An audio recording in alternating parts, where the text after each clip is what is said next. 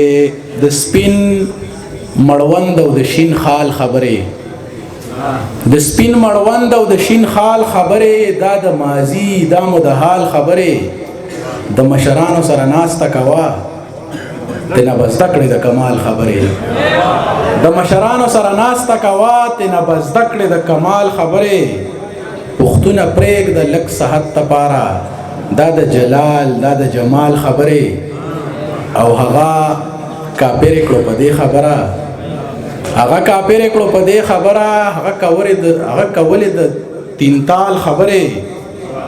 او په مونږه ستا مسلې خې نه لګي په مونږه ستا مسلې خې نه لګي مونږ ته کاوه د سور او تال خبره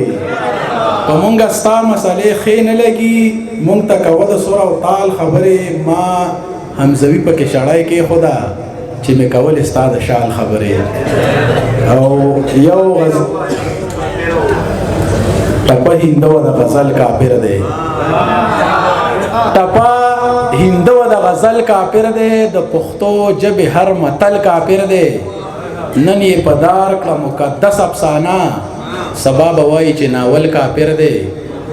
زه دلیلونه د قرآن ورکوم او هغه وایي دا پاگل کافر دی خپل رنجیت سنگ یې د نصابی سکړه زما د خاورې هر تل کافر دی خپل رنجیت سنگ یې د نصابی سکړه زما د خاورې هر تل کافر دی اے حمزوی پتوی نه ځان وساته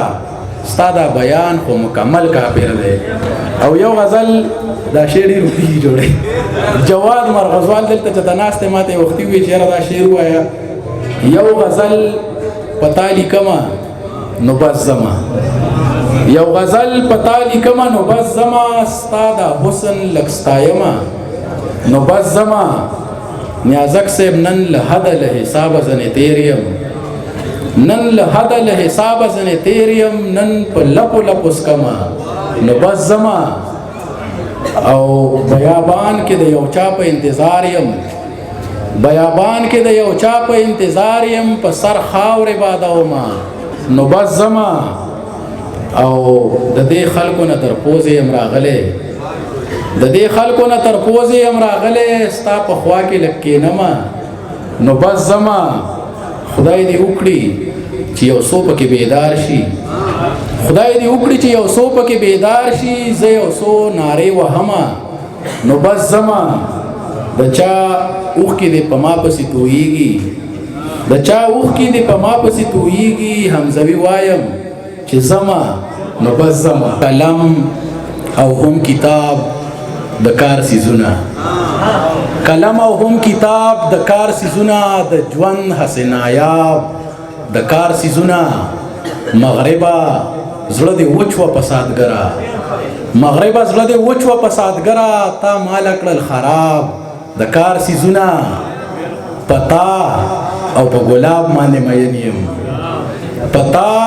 او په ګلاب باندې مین یم یو ته او یو ګلاب د کار سیزونه د حسن او ځوانۍ د قدردان یا دا دواړه دي جناب د کار سیزونه هم لور او هم رمبې او هم یوې هم لور او هم رمبې او هم یوې ټول وړي دي سیلاب د کار سیزونه د مینې تصور زړګو کې نشته بیکاره شو بې حساب د کار سیزونه